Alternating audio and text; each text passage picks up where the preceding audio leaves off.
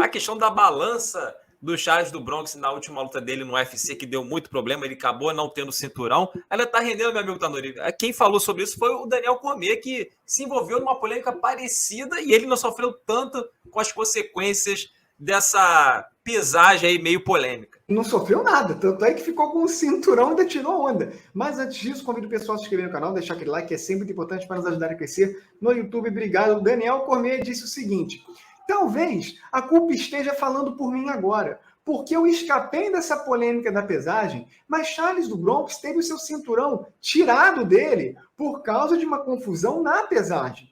O título está vago em um dos erros mais flagrantes que as comissões cometeram em muito tempo. Charles do Bronx é o campeão. Ele é o campeão. Charles do Bronx sempre diz: há um campeão nessa divisão e seu nome é Charles do Bronx. Isso é totalmente verdade. E vamos lembrar um pouquinho, Léo, porque o Daniel Cormier, no seu reinado nos meio pesados, naquela revanche contra o Anthony Johnson, ele teve problemas para bater o peso, precisou da toalha, e nisso que a toalha veio, ele se apoiou, segurou, e aí, milagrosamente, Léo, bateu o peso. E ele, recentemente, no próprio dia que ele foi para o Hall da Fama do UFC, ele falou: pessoal, vocês lembram daquilo lá? Eu trapaceei.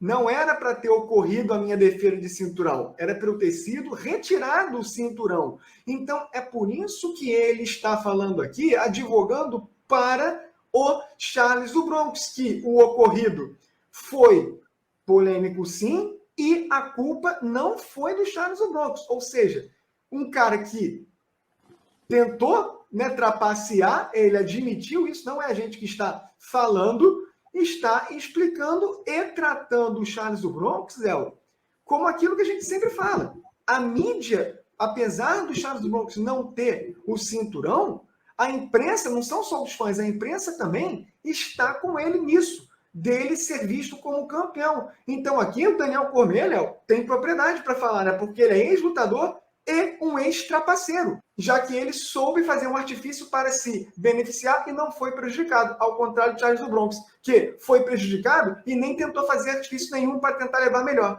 Pelo menos ele reconheceu isso aqui, que a questão da balança teve um peso, né? Só depois que ele aposentou que resolveu dizer que agiu mal. Tudo bem, né? Se arrependeu e tudo mais, mas a questão do Charles também ter sofrido com isso e não ter usado esse artifício também conta muito aqui, né?